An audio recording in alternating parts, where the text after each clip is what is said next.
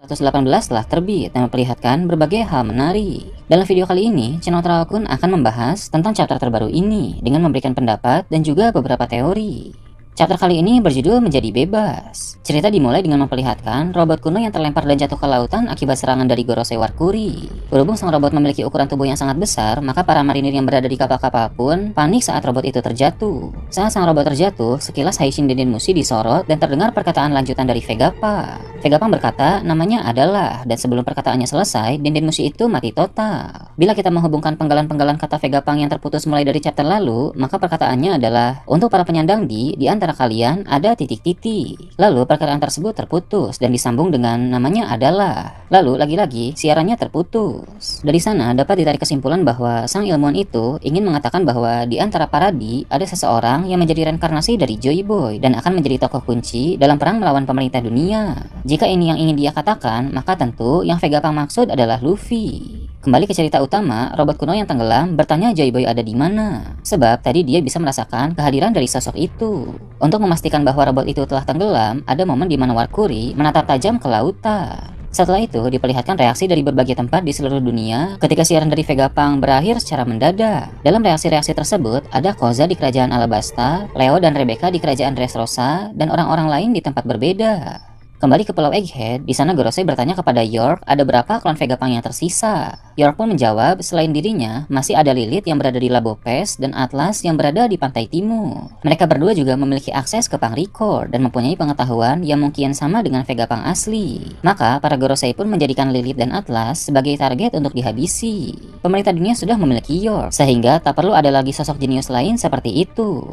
Diburu oleh Gorosei merupakan hal buruk bagi Atlas dan Lilith, sebab kita tentu tahu bahwa Gorosei memiliki skala kekuatan yang besar dan mengerikan. Tak menutup kemungkinan dalam arc Egghead ini, salah satu di antara Atlas atau Lilith akan mati di tangan Gorosei. Dengan begitu, pihak pemerintah dunia akan memiliki satu klon Vegapunk yaitu York, dan pihak Luffy juga hanya akan memiliki satu klon Vegapunk antara Atlas atau Lilith.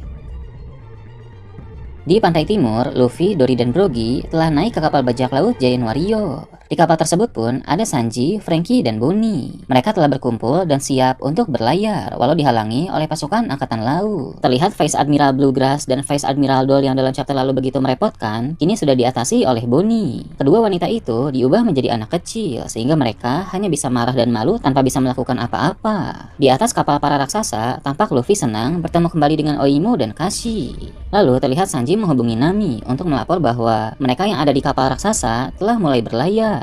Nami juga mengatakan bahwa mereka yang berada di kapal Tosansani terjun langsung ke lautan. Persiapan pelarian terasa sudah cukup baik hingga masalah yang besar pun datang ke pantai timur. Gorosei Mars terbang melaju ke sana, lalu ketika telah berada dalam jarak tembak, dia menggunakan suatu teknik untuk menembakkan semacam bim dari mulutnya. Para raksasa memang tidak tinggal diam. 3 di antara mereka mengangkat perisai untuk memblokir serangan itu.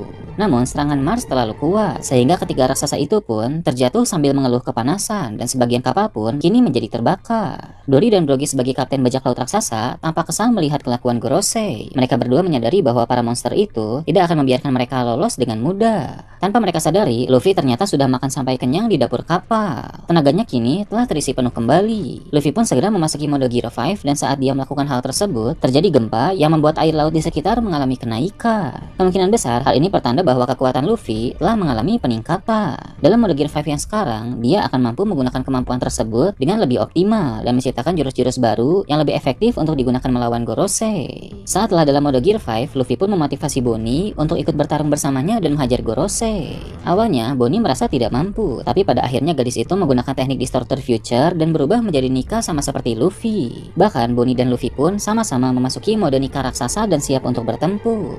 Perubahan Bonnie menjadi Nika adalah suatu kejutan besar yang pasti menimbulkan pro dan kontra. Perubahan tersebut menegaskan bahwa kekuatan buah iblis Toshitoshinomi yang dimiliki oleh Bonnie benar-benar luar biasa, karena dengan teknik Distorted Future, dia bisa berubah wujud sesuai keinginannya. Dia pernah menjadi ras bucanir, menjadi raksasa, dan menjadi Nika dalam mode seperti Gear 3 Luffy. Kemudian sekarang dia bisa menjadi Nika dalam mode putih. Teknik Distorted Future sangat besar, dan masih ada banyak waktu bagi Bonnie untuk semakin mengembangkan kemampuan tersebut. Dengan kemampuan itu, Bonnie juga semakin layak untuk menjadi kru baru Luffy. Bajak laut topi jerami membutuhkan kru yang kuat seperti itu dalam saga terakhir ini. Dan di sisi lain, Bonnie juga butuh tempat untuk bernaung karena Kuma sudah mati, Vegapunk sudah mati, dan dia juga sudah terpisah dengan para krunya. Maka bergabung dalam bajak laut topi jerami setelah dari Pulau Egghead akan menjadi langkah yang tepat. Kembali ke cerita, Gorosei, Warkuri, dan Jupiter merasakan ada sesuatu yang aneh, sehingga mereka pun bergegas menuju ke pantai timur. Sekarang, posisi dari para Gorosei sudah cukup jelas. Pertama, Mars sedang berada di pantai timur, yang mana Warkuri dan Jupiter pun sedang menuju ke sana. Pertempuran besar-besaran akan terjadi di tempat tersebut. Luffy dan Bonnie dalam mode Nika akan bertarung habis-habisan. Sepertinya Luffy pun akan menuntun dan mencontohkan bagaimana cara memakai kekuatan Nika kepada Bonnie. Kedua, Nusjuro sedang berada di Labo Pes, walau dalam chapter kali ini dia tidak disorot. Tapi pertarungan Nusjuro melawan Zoro dan Jinbei telah memasuki babak yang lebih serius. Ketiga, ada Saturn yang masih tidak diketahui. Meski belum diketahui lokasi persisnya, tapi Saturn pasti sedang melakukan hal yang penting juga. Mungkin dia hendak membebaskan para Serapim dari dalam gelembung. Karena walau para Serapim sudah terjatuh ke tengah pulau akibat tebasan Nusjuro terhadap Pangrecord, tapi para Serapim itu masih terkurung dalam gelembung.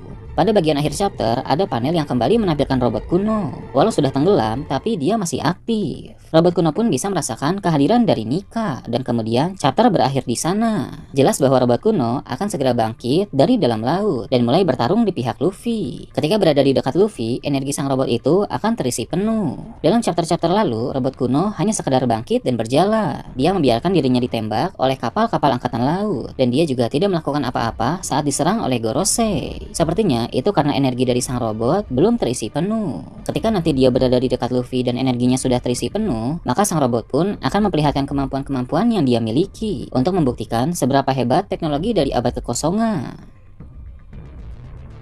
Nah, itu tadi berbagai hal menarik pada chapter 1118. Gimana menurut kalian? Silahkan tulis di kolom komentar di bawah. Oke, segitu aja untuk pembahasan kali ini. Jangan lupa like, share, dan subscribe untuk video menarik selanjutnya. Gue Toro Akun, Shambles.